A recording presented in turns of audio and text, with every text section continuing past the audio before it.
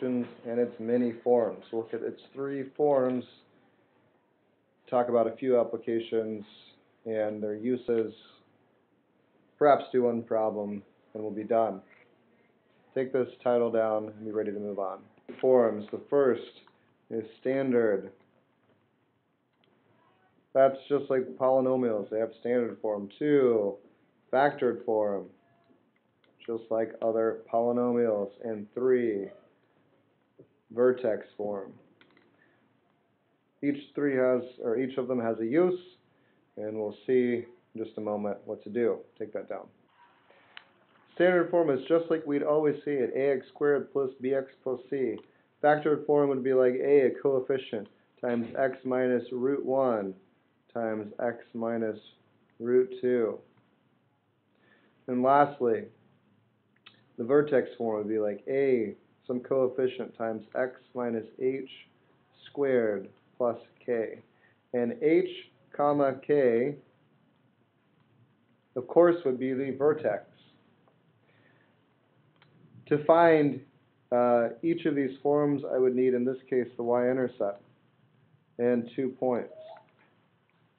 For factored form, I would need the roots and 1 point, one other point. And lastly, for 3, I would need the vertex and 1 point to be able to find the actual equation. This is the information I would need at minimum to be able to find this. The y-intercept, of course, is c.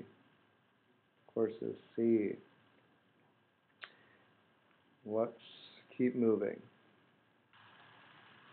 Juan, did you actually take that stuff down? If not, stop the video and continue.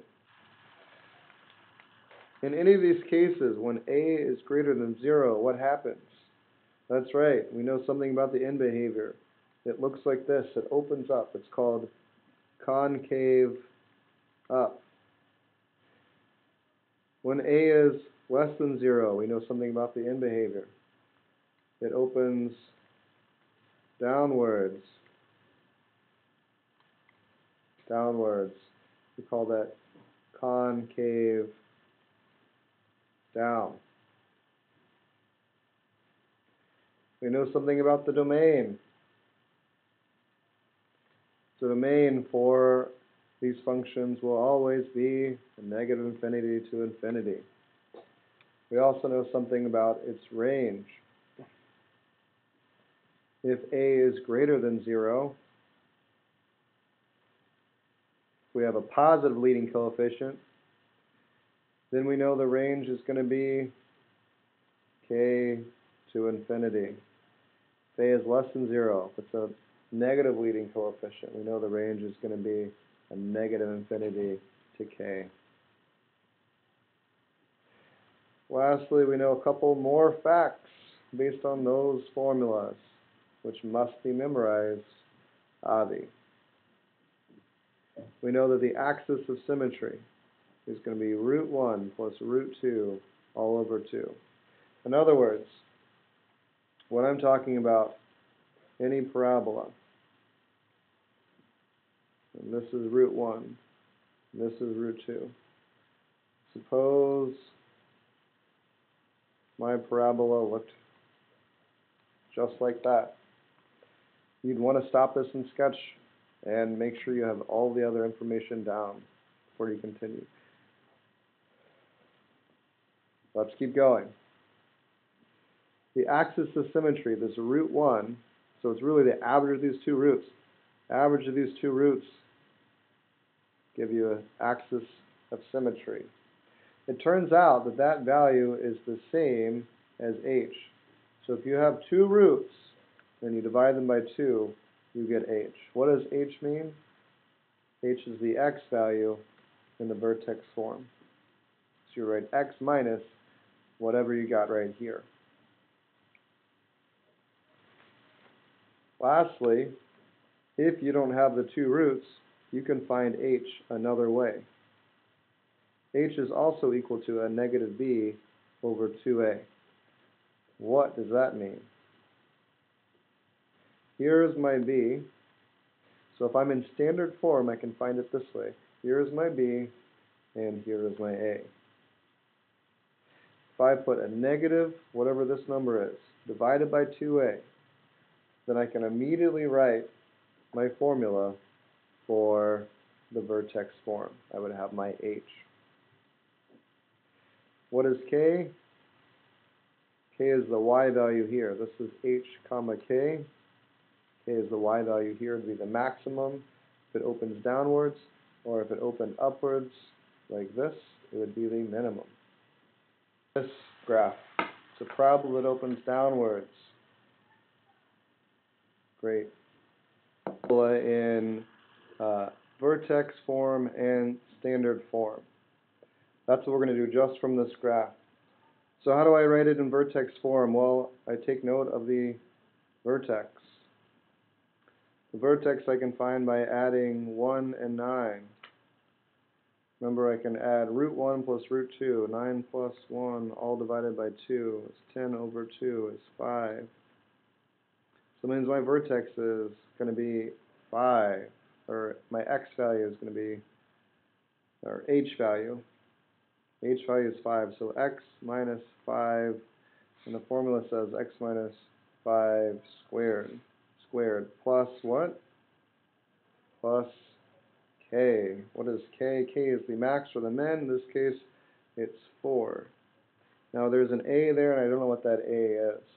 So it's a times x minus 5 squared plus 4 is equal to the function. Let's solve for a. We'll plug in one other point. We know that when x is 0, y is a negative 2. So plug in negative 2 equals a times 0 minus 5 squared plus 4. Solve for a. Find a. I got a is equal to a negative 6 over 25. Check my work. So in other words, my function is a negative 6 over 25 times x minus 5 squared plus 4. Alright, now we've got to do it one more form. This is vertex form. It tells me my vertex is at 5, 4. Let's do it in factored form. Factored form, what do I need? That's right, I need my roots. To keep the same a, I'd write f of x